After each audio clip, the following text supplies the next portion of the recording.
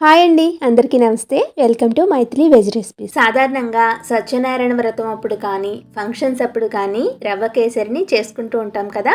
నేను చెప్పే ప్రాసెస్లో కనుక రవ్వ కేసరిని చేసుకుంటే తినే కొద్ది ఇంకా తినాలనిపించడంతో పాటు ఇది మనకి 1 వీక్ వరకు కూడా ఫ్రెష్గా అదే రుచితోటి నిల్వ ఉంటుంది. వచ్చేది ఎలాగూ పండగ రోజులే కాబట్టి మీరు దీన్ని తప్పకుండా ట్రై చేయండి.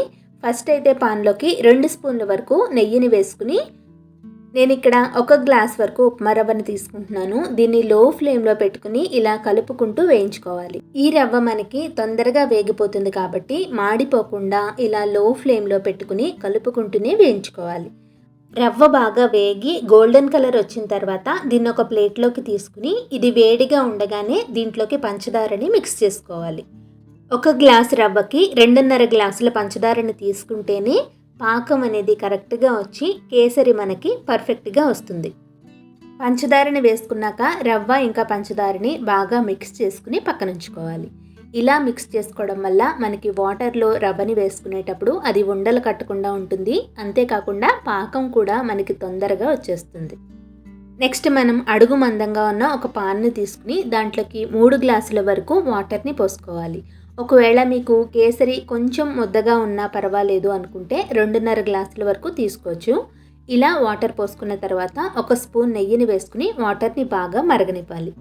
వాటర్ ఇలా మరిగేటప్పుడు స్టవ్ ఫ్లేమ్ని లోలో పెట్టుకుని రవ్వని ఇంకా పంచదారని దీంట్లో వేసుకోవాలి. పైన ఇలా కొద్దిగా నెయ్యిని వేసుకుని ఫుడ్ కలర్ని కూడా యాడ్ చేసుకోవాలి. ఫుడ్ కలర్ పూర్తిగా ఆప్షనల్ మాత్రమే, ఒకవేళ మీ దగ్గర లేకపోతే స్కిప్ చేసేయచ్చు. పంచదార పూర్తిగా కరిగిన తర్వాత ఇది కొద్దిగా పలచబడుతుంది. ఇది మరలా దగ్గర పడి పాకం అనేది వచ్చేంత వరకు లో ఫ్లేమ్లోనే నిదానంగా ఉడికించుకోవాలి. ఇలా ఉడికేటప్పుడు మనం మధ్య మధ్యలో కలుపుకుంటూ నెయ్యిని వేసుకుంటూ ఉండాలి.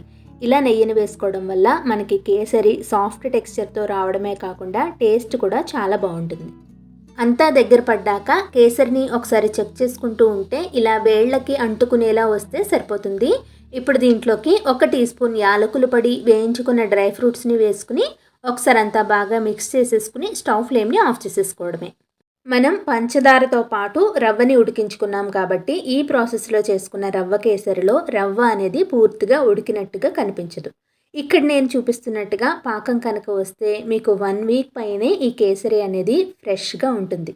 ఈ పండగల్లో మీరు కూడా ఈ కేసరిని మీ ఇంట్లో ట్రై చేసి చూడండి. మీరు ట్రై చేశాక మీ ఫీడ్బ్యాక్ని నాతో కింద కామెంట్ బాక్స్లో షేర్ చేసుకోండి. ఈ వీడియో కనుక మీకు నచ్చితే తప్పకుండా లైక్ చేసి మీ ఫ్రెండ్స్ అండ్ ఫ్యామిలీ మెంబర్స్ అందరితోనూ షేర్ చేయండి.